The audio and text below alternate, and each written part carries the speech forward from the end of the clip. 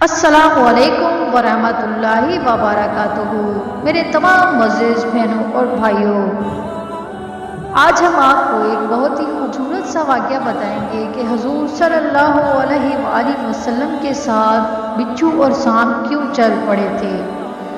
اس سے پہلے اگر آپ نے میرے چینل کو سبسکرائب نہیں کیا تو میرے چینل کو سبسکرائب کر دیں، بیل آئیکن کو پریس کر دیں تاکہ نیو آنے والی ویڈیو کی نوٹیفیکیشن آپ کو بر وقت مل سکے۔ ایک عورت کا شوہر ہر وقت کسی نہ کسی مہمان کو گھر لے آتا اور اپنی بیوی سے کہتا ان کے لیے کھانے کا انتظام کرو۔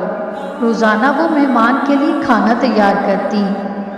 آخر کار وہ روز کے معمول سے تنگ آ گئی اور ایک دن رسول صلی اللہ علیہ وآلہ وسلم کے پاس گئی اور کہنے لگی، یا رسول اللہ صلی اللہ علیہ وآلہ وسلم، میرا شوہر روزانہ کسی مہمان کو گھر لے آتا ہے اور میں کھانے بنا بنا کر تھک جاتی ہوں۔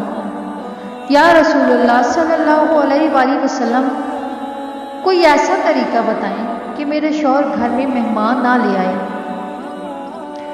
اس وقت نبی پاک صلی اللہ علیہ وآلہ وسلم خاموش رہے اور وہ عورت نبی پاک صلی اللہ علیہ وآلہ وسلم کی خاموشی دیکھ کر گھر واپس آ گئی۔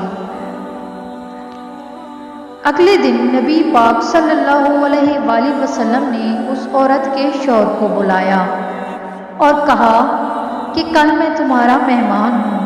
وہ آدمی بہت خوش ہوا اور آ کے اپنی بیوی کو بتایا کہ آج نبی پاک صلی اللہ علیہ وآلہ وسلم ہمارے مہمان بن کر آئیں گے۔ اس کی بیوی بہت خوش ہوئی اور جلدی سے اچھے اچھے کھانے بنانے لگی۔